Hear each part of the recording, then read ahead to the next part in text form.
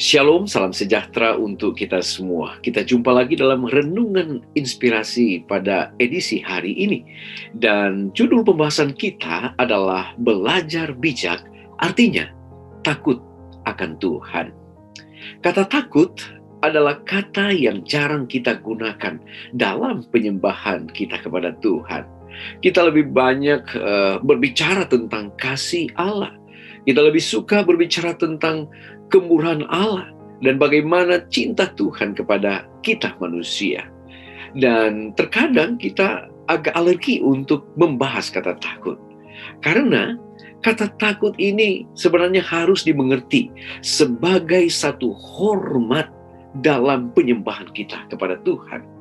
Kata takut adalah merupakan respons yang sehat untuk Tuhan yang tidak hanya bertanggung jawab untuk menciptakan kita, tetapi bagaimana Dia melihat dan menilai pikiran kita, tindakan kita, dan hati kita. Kata takut ini adalah benteng yang aman dan sebagai sumber kehidupan. Mengapa?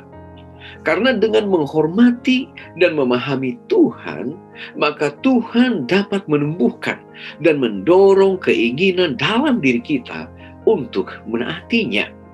Ini juga memberi kita keyakinan untuk mengetahui bahwa kita tidak dapat dikalahkan bila kita tinggal dalam takut akan Tuhan. Di dalam Amsal 14 ayat yang kedua, siapa berjalan dengan jujur takut akan Tuhan, tetapi orang yang sesat jalannya menghina Dia. Di dalam Amsal 14 ayat 27, takut akan Tuhan adalah sumber kehidupan, sehingga orang terhindar dari jerat maut. Apakah Anda berpikir tentang Tuhan yang harus ditakuti?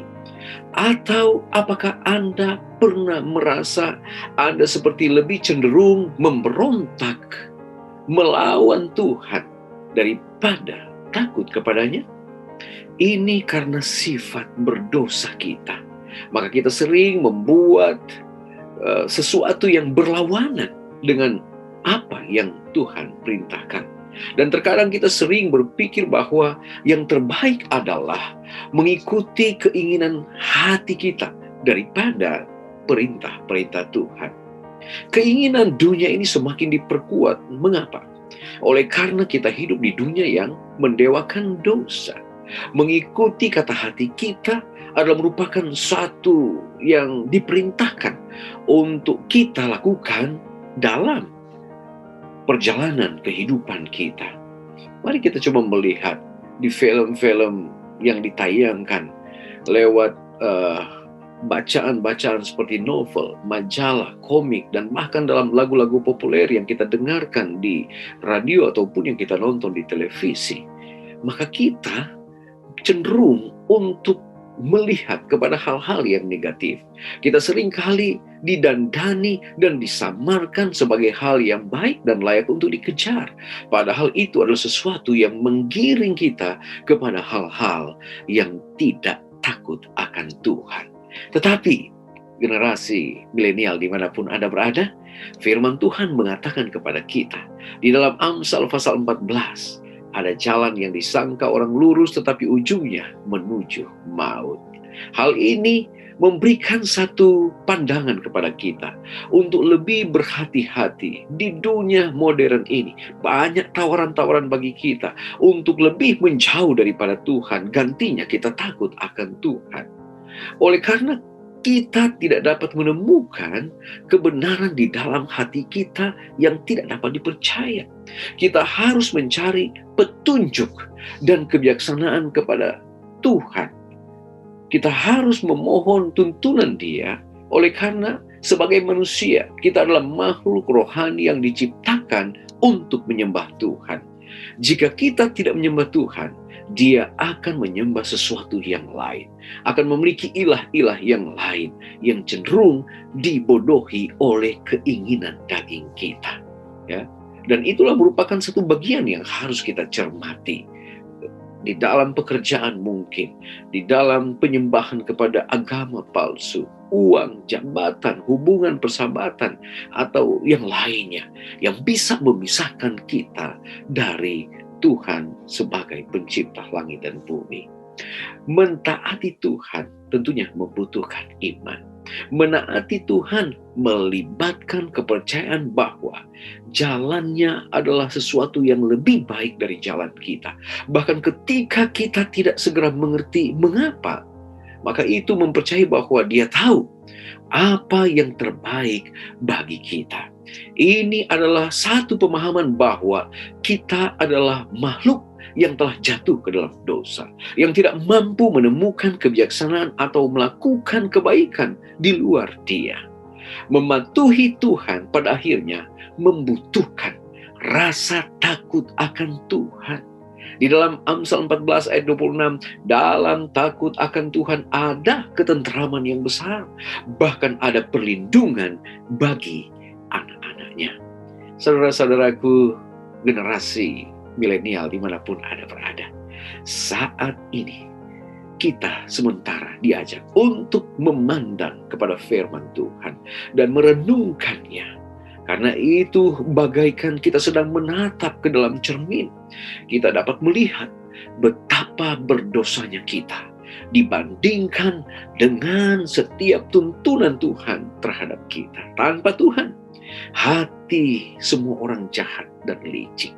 Tanpa Tuhan, kita tidak dapat berbuat apa-apa.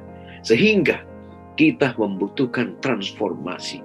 Kita perlu untuk dilahirkan kembali, untuk mendapatkan hati yang baru, sehingga kita memiliki Roh Kudus dan dibuat mampu untuk menaati Tuhan. Di dalam Amsal 14 ayat yang ke-33, hikmat tinggal di dalam hati orang yang berpengertian, tetapi tidak dikenal di dalam hati orang bebal. Jika Anda melihat kekurangan Anda hari ini dan melihat Anda lebih sering menjadi seorang yang bodoh daripada seorang yang bijak, maka saya mau ajak kita, datanglah kepada Tuhan, bertobat dengan sungguh-sungguh, mintalah Dia untuk melakukan pekerjaan di dalam diri Anda. Di dalam Amsal 14 ayat 1, perempuan yang bijak mendirikan rumahnya, tetapi yang bodoh meruntuhkannya dengan tangannya sendiri. Ingat, bersama Dia, kita bisa hidup, mendirikan satu rumah kehidupan kita dalam kebebasan dari dosa, sebagai pria dan wanita yang bijak dan yang tidak meruntuhkan kehidupan dengan kesalahan kita sendiri. Tuhan Yesus memberkati kita. Mari kita berdoa. Bapa di sorga, terima kasih Tuhan. Kami sangat bersyukur untuk firman Tuhan pada pagi ini. Menolong kami agar kami boleh hidup di dalam takut akan Tuhan. Menuruti akan semua perintah-perintah Tuhan. Hidup di dalam kebenaran Tuhan. Oleh karena kami berada di dunia yang berdosa ini, tolonglah kami Bapa. Banyak pengaruh-pengaruh dunia yang mau mengganggu akan hubungan kami dengan Tuhan. Untuk itu ya Bapa, tolonglah kami agar kami boleh menjadi pribadi-pribadi yang takut akan Tuhan. Bapa di sorga, berkat dari Tuhan kiranya akan menyertai semua generasi milenial dimanapun berada. Umat-umat Tuhan dijaga, dipelihara, dilindungi oleh Tuhan. Agar hari ini boleh menjadi hari keberhasilan, kesuksesan bagi kami semua. Mereka yang sementara bergumul dalam pergumulan kehidupan, Tuhan kiranya buka jalan. Yang sakit disembuhkan, Tuhan akan tolong mereka. Lebih khusus di tengah-tengah wabah COVID-19 ini, biarlah kami selalu dalam lindungan Tuhan. Terpujilah Engkau ya Allah, dengar doa kami. Ampuni dosa kami. Dalam nama Yesus kami sudah berdoa. Amin.